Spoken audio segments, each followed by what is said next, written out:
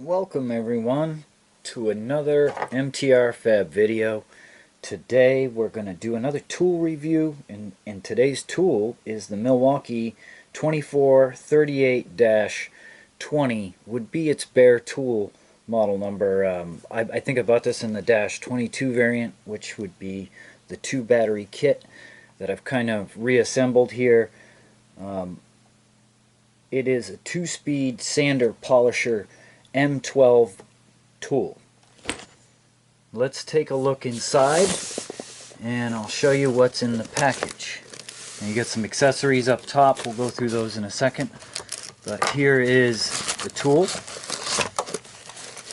Get a quick look at it. It's a trigger style gun. It's the same casting as their standard non-brushless tools. And that's kind of one of the funnier things that I note about this. This was a new tool when I bought it, and obviously it's not a brushless tool, and you'd think in today's age they could just go straight to the brushless variant, but it's got plenty of power. I'm not complaining about the power. I just think it's interesting how, you know, I'll just have to buy it again later with a brushless variant. But other than that, let's see the top. I'll show you guys. There's the 2-speed mechanism. I want you to note that it is a heavy-duty metal gearbox. There's a nice big shielded bearing with a lip seal on it, and it's got super fine threads that actually hold the attachments onto the end of it. And we'll see the model number, if I can get the camera to focus.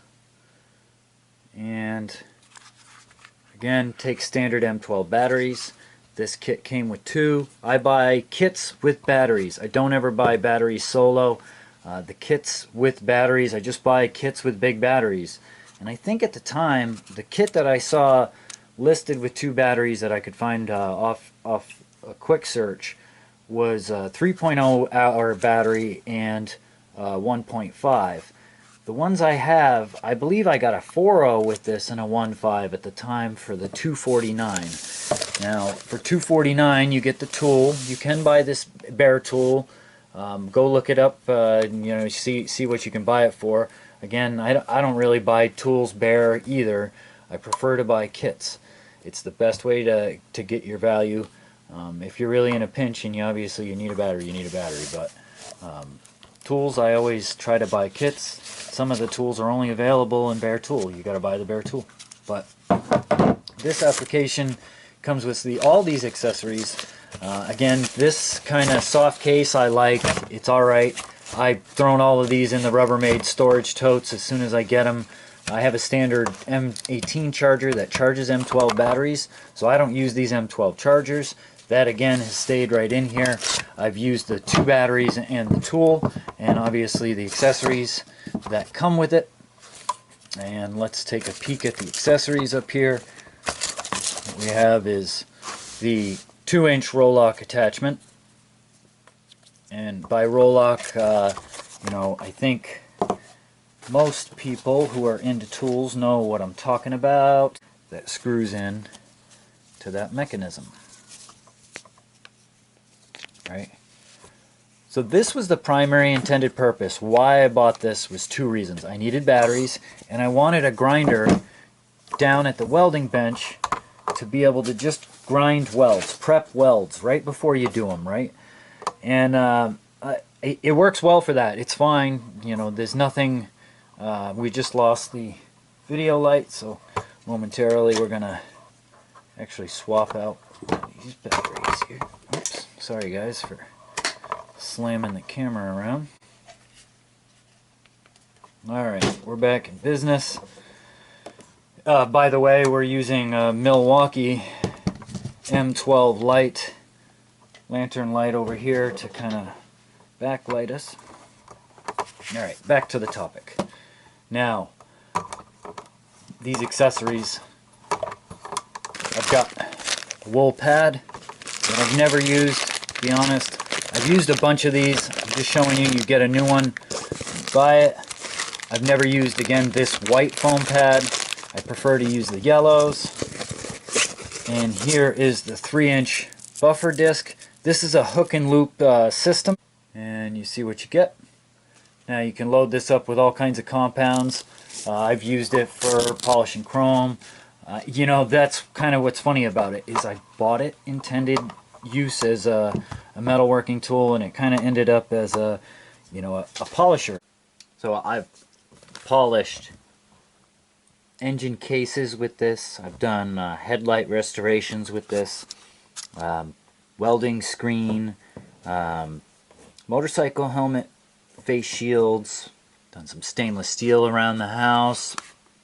Trying to think, three-wheeler plastics, you know, ATV plastics, wet sand paint, buff it out, done chrome with it, you know, just general car detailing. This is a handy thing to have.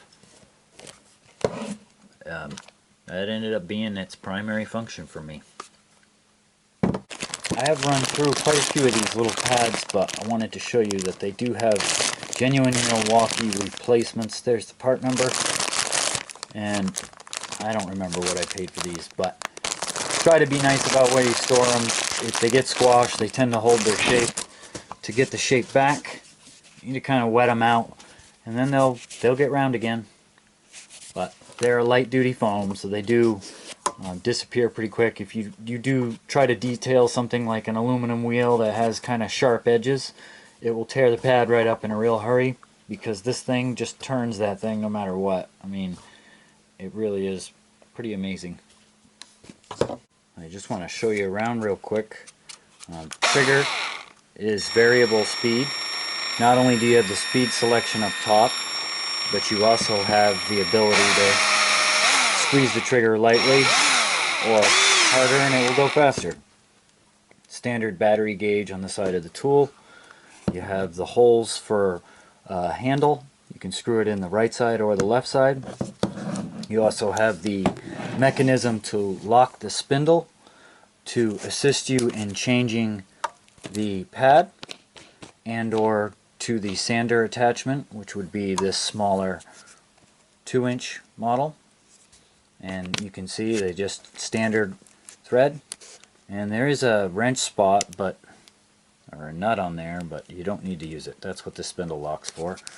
And this is a trigger lock, so when you throw it in the bag or in a bucket of tools, it's not going to operate.